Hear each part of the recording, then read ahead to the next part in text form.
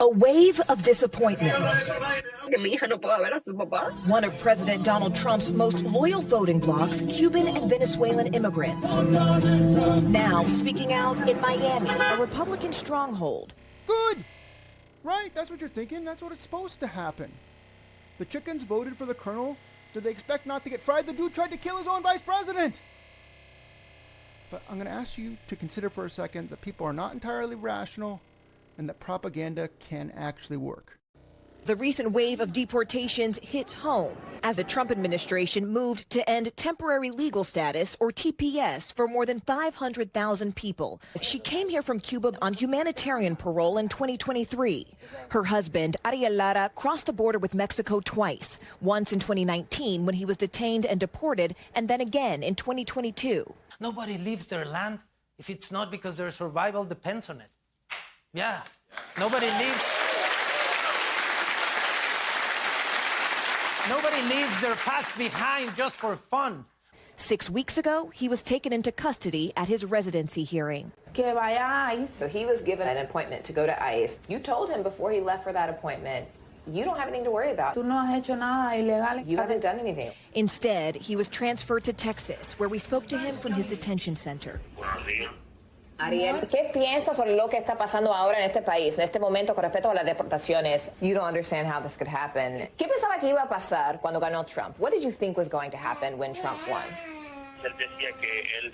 You're saying you believed the president when he said he was going to deport criminals. Now, Elena is left behind with her daughter, 7-month-old son, and Ariel's 70-year-old grandmother, who has been a U.S. citizen for years. Together, facing a reality they never imagined. Toda mi familia votó por Trump. I know you think they're fools, but they really thought that they were going to be fine. And you know who else thought they were going to be fine?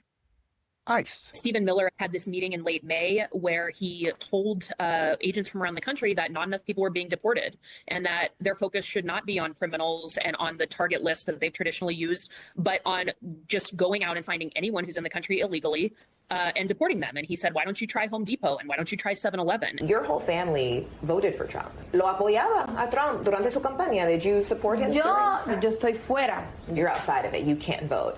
Pero te sientes decepcionada? Do you feel disappointed, deceived, engañada? Me siento mal porque sé que ellos creían en él.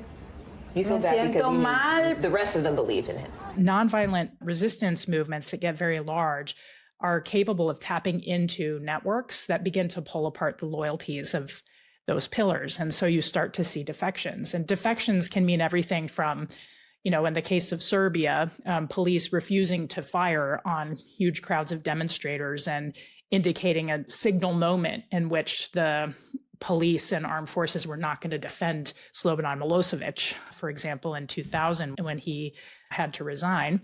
But it can also just mean a more quiet refusal to engage in compliance with the sort of status quo autocratic orientations.